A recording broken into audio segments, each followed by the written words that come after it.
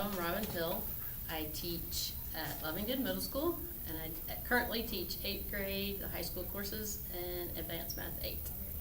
So that tells us a lot about you professionally, but let's talk about your personal life a little bit. Just tell me a little bit about yourself. What college you went to? I am a 5th generation native of Cobb County. I went to Norton Park Elementary School. I went to Floyd Junior High. I went and graduated from Osborne High School. I have 3 degrees. One's from Kennesaw State. Well, they're all from Kennesaw State. The first one is a BBA in accounting. I have a post-bac in adolescent education and have a master's in adolescent education concentration in math. Also have half of a paralegal certificate too. Just hadn't quite decided what I want to be when I grow up. So how long have you been here at Loving Good? I opened the building Wow. with Miss Perkins. I taught for her at Lindley Middle School for 5 years, and then when she was chosen to open the building, she brought me over as her math coordinator. Okay, so take us back to when you're a child, say your teenage years. What were some of your interests? Because it couldn't have just been variables and exponents. No. Like, what else were you No. interested in? Growing up, I danced, mainly toe and jazz. I was a gymnastics team. I played softball. I cheered when I was in high school. I ran track when I was in high school. I played in college. Of course, I played on the intramurals, and I cheered 1 quarter. Wow, that's interesting. So if we needed an extended day period for some No. connections dance classes, I know who to ask. No. What type person are you? A cruiser or a resort person? Ooh. It depends. I like resorts if they're all encompassing.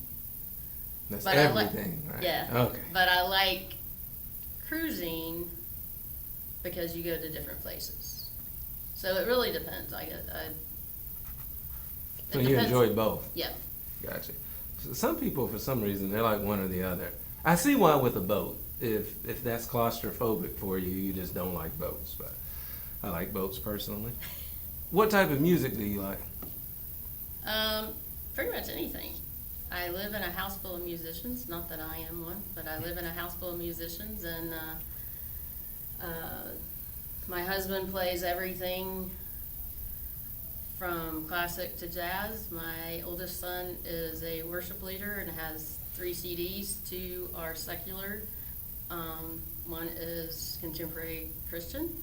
And my younger son is a saxophone player and wants to be a music ed teacher. So I have to like all of it. Interesting, interesting. What is something about you that many people probably wouldn't know or wouldn't suspect about you?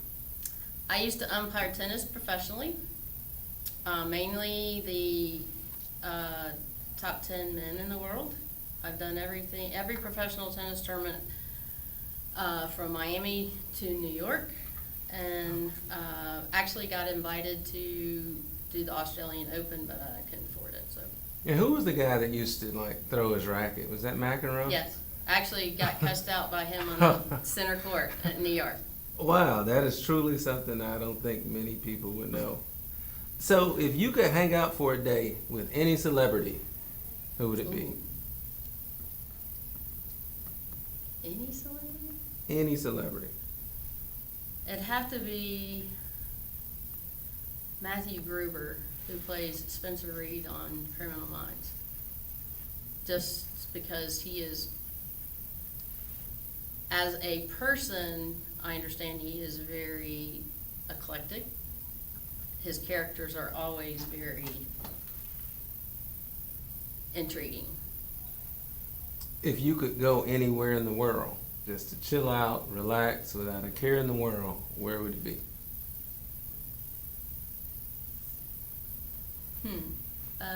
Greece, Why Greece?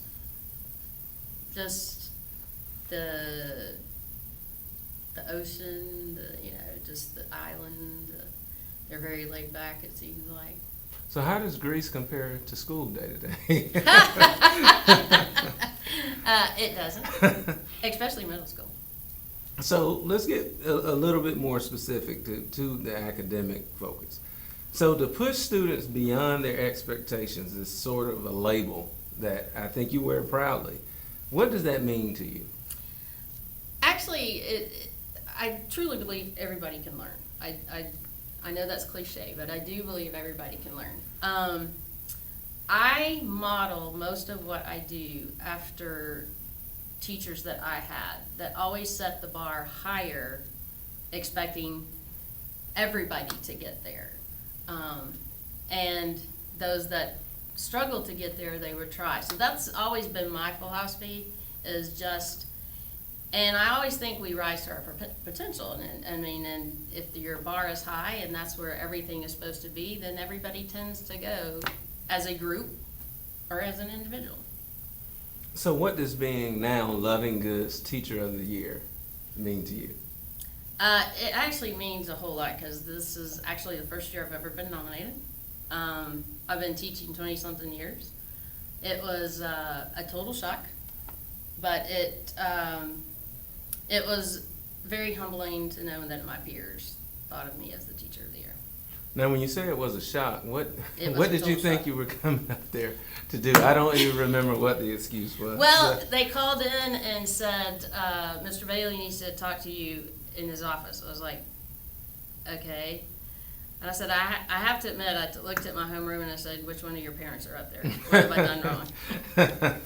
Yeah. And so when I went up there, Shallon said, oh, he's in the news team. He's in the newsroom. He'll talk to you after he gets done. I was like, okay. So I just walked in there, and I seriously thought you were going to talk to me about one of my high school classes.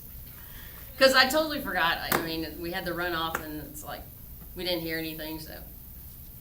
So behind you it's a rather new concept called a 360-degree classroom. Well, the functionality of it isn't necessarily new, but the implementation of this type of concept is fairly new. Describe your approach to this concept and how's it working?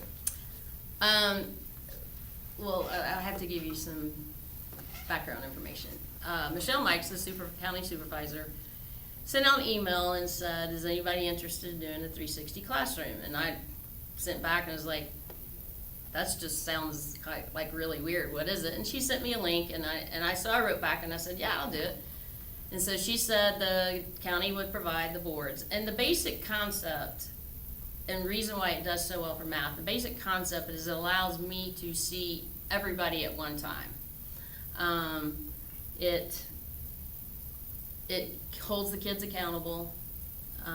It keeps them engaged, because middle school students love to get up and walk around, and this allows them to sit and do stuff and then get back to their board. And it, to be honest with you, is probably the best thing I've ever done. I try to change one thing a year or do something new, and this is probably the best thing of it that I've ever done. Well, transitioning slightly, you're a grandparent Yes. now. How has that been? It's been great, but she lives in Nashville, so it's kind of a long distance away. But Do you envision yourself being that grandparent that is totally different from how strict or whatever you were in your own child? Because I see that all the time. Actually, my son has said that we are not the same parents he grew up with, Right. and she's only a month old, so. So when you're done with this whole thing, the whole teaching deal, Loving Good, what have you, what's one thing that you want people to know about Robin Hill as it pertains to education? That she treated every child as if it was her own. And during the moment of silence, I say a prayer, and my prayer is, please God, don't let me hurt another person's child, which is I would want other teachers to feel by my own children. So I would hope that they felt I was fair, and that they were treated with respect. Well, I want to say thank you for being the first feature in the Loving Good Gazette, and I appreciate everything you do, and thanks for your time. Thank you.